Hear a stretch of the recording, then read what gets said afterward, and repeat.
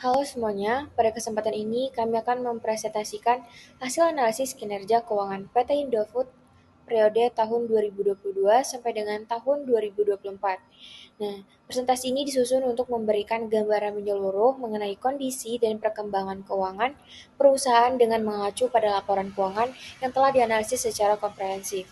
Nah, analisis dalam presentasi ini tidak hanya membahas laporan posisi keuangan dan laporan laba rugi, tetapi juga dilengkapi dengan analisis rasio keuangan yang mencakup rasio likuiditas, solvabilitas, rentabilitas, aktivitas, pertumbuhan, dan valuasi, serta didukung oleh grafik tren untuk melihat perubahan kinerja dari tahun ke tahun.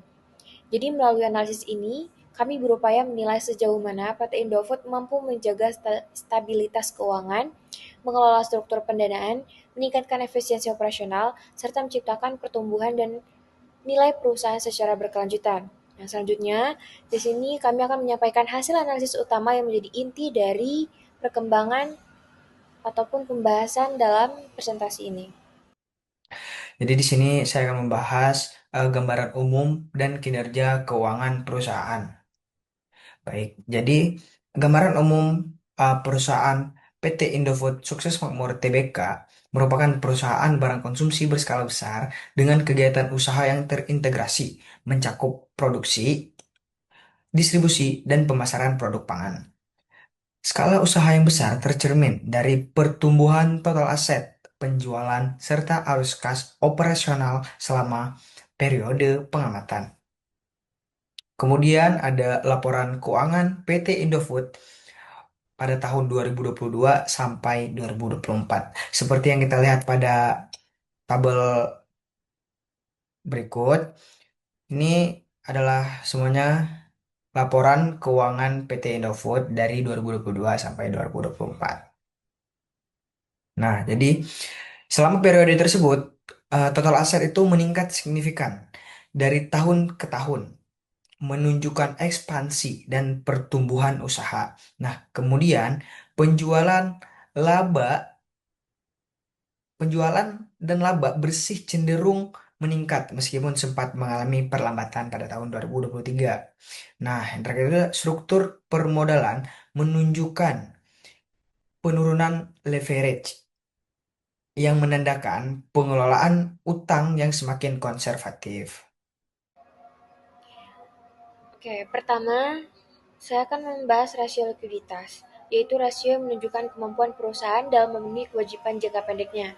Dan berdasarkan hasil analisis, current rasio PT Indofood selama periode tahun 2022 sampai dengan tahun 2024 selalu berada di atas angka 1. Nah, pada tahun 2022-nya, rasio ini tergolong sangat tinggi, menunjukkan kondisi perusahaan yang sangat liquid.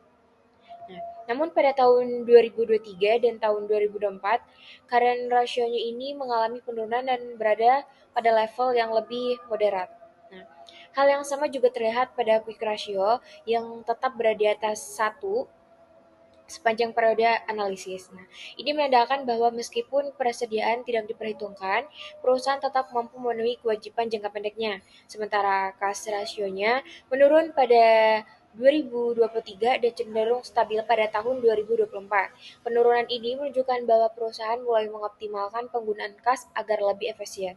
Secara keseluruhan, dilihat dari grafiknya, PT Indofood berada dalam kondisi liquid dan tidak menghadapi resiko kesulitan keuangan jangka pendek dengan pengelolaan aset lancar yang semakin efisien. Selanjutnya ada pem- pembahasan tentang rasio solvabilitas, yang mana rasio solvabilitas merupakan rasio yang menggambarkan kemampuan perusahaan dalam memenuhi kewajiban jangka panjangnya. Hasil analisis menunjukkan bahwa total debt to total aset rasionya mengalami penurunan dari tahun 2022 hingga tahun 2024. Nah, hal ini menandakan bahwa proporsi pendanaan yang berasal dari utang semakin kecil dibandingkan total aset. Selain itu, debt to equity ratio juga menunjukkan tren menurun, yang berarti ketergantungan perusahaan terhadap utang semakin berkurang dan struktur permodalan menjadi lebih sehat. Yang menarik, interest coverage ratio meningkat signifikan pada tahun 2023 dan tahun 2024. Nah, ini menunjukkan bahwa laba operasional perusahaan semakin mampu menutup beban bunga sehingga risiko gagal bayar utang relatif rendah. Secara keseluruhan, dilihat dari grafiknya, kondisi solvabilitas PT Indofood tergolong sangat baik dengan tingkat leverage yang terkendali dan kemampuan pelunasan utang yang kuat. Yang ketiga, ada rasio rentabilitas, yaitu rasio yang menunjukkan kemampuan perusahaan dalam menghasilkan laba. Dan berdasarkan hasil analisis, gross profit margin dan operating profit margin, PT Indofood menunjukkan peningkatan tertinggi pada tahun 2024. Hal ini menandakan adanya perbaikan dalam efisiensi produksi dan operasional perusahaan.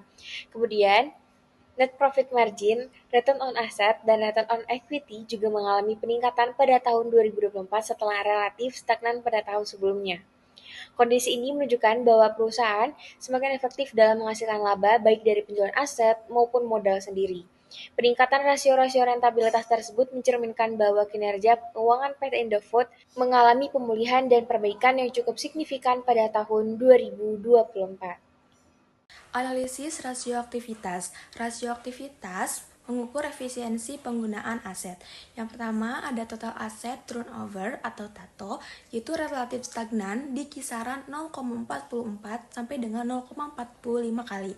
Yang kedua ada inventory turnover menurun pada tahun 2024. Yang ketiga ada days inventory atau outstanding tetap tinggi kurang lebih 270 hari. Dan yang keempat ada average collection period memburuk hingga kurang lebih 109 hari pada 2024. Interpretasi. Efisiensi operasional masih menjadi kelemahan utama. Aset, persediaan, dan juga piutang belum dimanfaatkan secara optimal untuk mendorong penjualan. Selanjutnya ada analisis rasio growth. Rasio pertumbuhan menunjukkan dinamika kinerja perusahaan. Pada tahun 2022, pertumbuhan moderat dan pada tahun 2023, stagnasi penjualan dan juga laba. Tahun 2024, pemulihan kuat atau sales growth-nya itu 4% dan EBIT growth-nya itu ada 25%. Selanjutnya pada interpretasi, perusahaan sempat mengalami tekanan pada tahun 2023, namun berhasil kembali di jalur pertumbuhan pada tahun 2024. Selanjutnya adalah analisis rasio valuasi. Price earning ratio atau PER relatif stabil dan juga cenderung menurun pada 7,68 kali sampai dengan 7,11 kali. Interpretasinya, saham berada pada valuasi wajar hingga relatif undervalued, mencerminkan ekspektasi pasar yang juga konservatif namun membuka peluang jika kinerja terus membaik. Oke, selanjutnya di sini ada kesimpulan dan juga rekomendasi dari PT Indofood. Di kesimpulan yang pertama, PT Indofood Sukses Makmur Tbk memiliki likuiditas yang aman dan struktur keuangan yang semakin sehat. Yang kedua, di sini profitabilitas meningkat signifikan pada 2024, mencerminkan keberhasilan strategi operasional. Yang ketiga, efisiensi aktivitas masih menjadi kelemahan, khususnya pada pengelolaan aset, persediaan, dan juga piutang.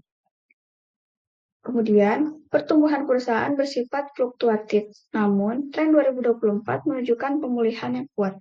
Dan yang terakhir, dari sisi valuasi saham berada pada level yang wajar dengan potensi peningkatan di masa depan. Kemudian, di sini ada rekomendasi. Yang pertama, meningkatkan efisiensi pengelolaan persediaan dan piutang. Kedua, mengoptimalkan pemanfaatan aset untuk mendorong pertumbuhan penjualan.